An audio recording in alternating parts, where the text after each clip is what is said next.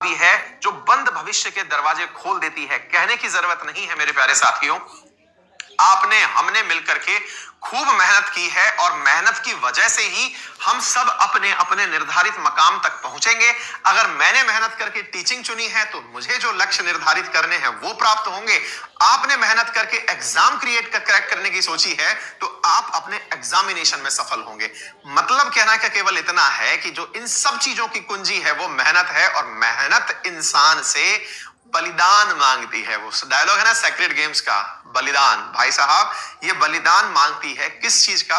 आपके आलस्य का। आप अपने अंदर से अगर थोड़ा भी आलस्य है उसे त्याग दीजिए, लेजीनेस है जो उसे त्याग दीजिए। और इसका सबसे सही तरीका कि भाई हमको कैसे पता चले कि हम लेजी नहीं बचे, जिन कामों को करने में आपको जोर आता है, जैसे कुछ भाई मेरे इस समय भी बेड पर लेट करके पढ़ रहे हैं, ये उनके आलस्य का प्रमाण है। उन्हें मालूम है कि कुर्सी टेबल पर बैठ करके अगर वो पढ़ेंगे तो दो नई बातें अगर सीख ली तो वो भी लिखेंगे, या फिर वो वॉक करते हुए पढ़ेंगे तो शरीर के लिए जो जरूरी चीजें हैं वो उन्हें मिल जाएंगी, लेकिन फिर भी वो आराम फरमा रहे हैं।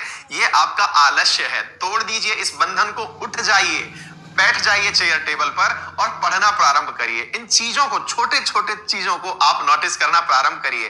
कुछ विद्यार्थी पढ़ते समय सोचते हैं कि यार क्यों पेन कौन चलाएगा, पता चल रहा है कि ये इंपॉर्टेंट है, पर पेन क्यों चलाएं? अभी तो सर्दी आने दीजिए, बेड में से निकलने में जोर आने लगेगा कि नहीं सर हम तो अब यही ठीक हैं। तो मेरे प्यारे साथियों, उन सब चीजों को ध्यान रखिए और मान के चलिए कि आप लोगों की जो मेहनत है वो असल में आपके आलस्य से लड़ाई है। अगर आप वो गढ़ फतेह कर गए तो फिर आपको सिलेक्शन से कोई नहीं रोक सकता है।